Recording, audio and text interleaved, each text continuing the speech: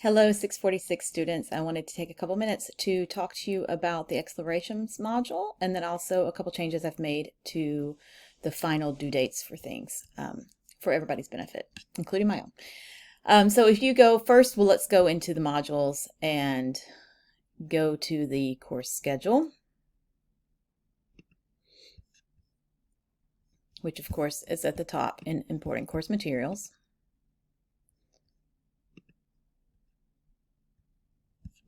Has made some changes as of today. If you scroll down to the end, you'll notice that I have decided to go ahead and cancel the synchronous session on the 17th. I mentioned this in class.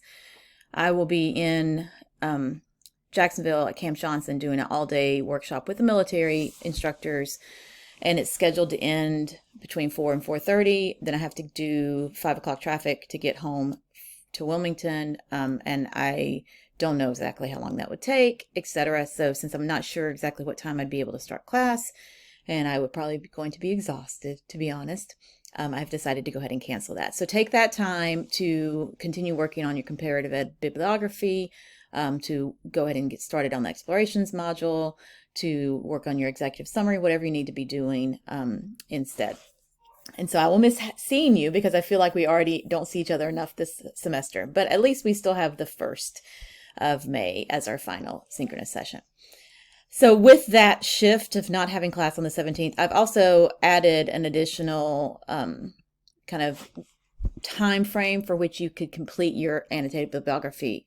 So originally it was due on the 17th so we could discuss it in class, but since we're not having class, it can still be due on the 17th, especially if you are a list checker and you want to get it off your list and move on to the next thing.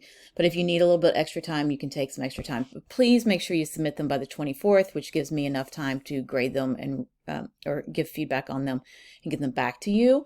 And then also mesh that with the other assignments and things that I have that I'll be doing. That week is also a very busy dissertation defense week. So your comparative ed executive summary is due after class on the 1st. We do meet in class on the 1st, and I'm going to go around and ask each of you to share what you're learning about your comp ed topics, what you did in your bibliography, what some of your ideas for the executive summary are.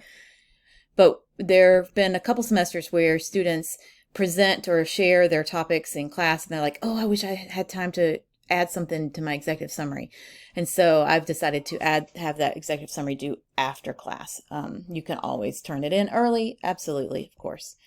And then your global explorations module, I have shifted that a bit too, in everybody's benefit, and I'll talk about that next. So I do not anticipate any more of any shifting because I do have to get things graded and feedback provided so that we can move on and consider the semester over. So back to your modules. I've opened the explorations module. Here's where you can find your executive summary posts, etc. There's an end of course survey. I need to change the date. I think that's the 5th now. Global explorations module. So here you'll see the overview and explanation. There are 4. You can pick whichever one of the 4 you want to explore. You can explore more than one, absolutely, but I do want you to hone in specifically on one. And you'll see that there are a variety of topics. Some of them are very specific to K-12 schooling. Some of them are not, and are really give you more of this broader sense of this idea, issue, concern, topic in schools or in society. So global citizenship education, international assessments, internationalizing higher education, which is like having more international perspectives at higher education level, which includes study abroad, but also includes international students in higher education, as well as internationalizing curriculum, internationalizing experiences for faculty, etc. And then refugee and immigrant education, which is of course centered in refugee and immigrant issues, not just K-12 schooling. So if you click on any, and with all of these, there's only one assignment. So whichever module you choose to do has the same assignment, which is either a multimedia project or response using Adobe Express. I'll change that. It's no longer called Adobe Spark, or a text response. So that's really reviewing the materials, thinking about the enrichment activities, and then completing one assignment. So when you go into the modules themselves, you'll see an introduction to each, and I recommend you can look at those if you want to know. I don't know which one of these to explore. and then some readings, and then enrichment activities. In previous semesters, I required these activities. I have chosen not to require those at the moment for this class. You can absolutely explore these activities to think about more the topic deeper, broader, whatever the case may be, to think about how the topic connects with your own professional world, etc. But they're not required. If you choose to complete them, then please feel free to do so and upload posts in the discussion board for your topic. But again, that's not required. What is required is this Adobe Express page overview or text response after completing all the readings and looking through the resources. So global citizenship education is a thing in Comp Ed, and it's something that there are many countries around the world where they actually have a specific curriculum for global citizenship that is integrated into schools. The next one you can choose is internationalizing higher education. As I mentioned, has a kind of broad focus, can have a broad focus. So there are a couple chapters. There's the Open Doors website, which is really specifically organized to kind of look at all these different ideas, international students, study abroad, etc., across U.S. campuses. It's very interesting, and it's one of those where you like go deeply into it, and you're like, oh, there's something else I can look at, something else I can look at, something else I can look at. And then there are enrichment activities as well, which again are not required, but just optional if you choose to engage in them, and then the same responses.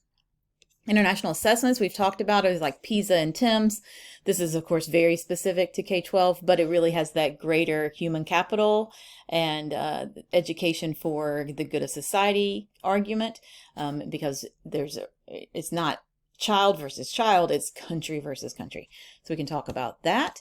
So I've got, again, the textbook chapter from our course textbook, more information, some other additional resources. And there's one more I need to add. That's a 2023 that just showed up in my mailbox a couple weeks ago. Again, enrichment activities not required. I really like this one where you have to kind of take a stand one way or the other. Do you think we should use international assessments or not?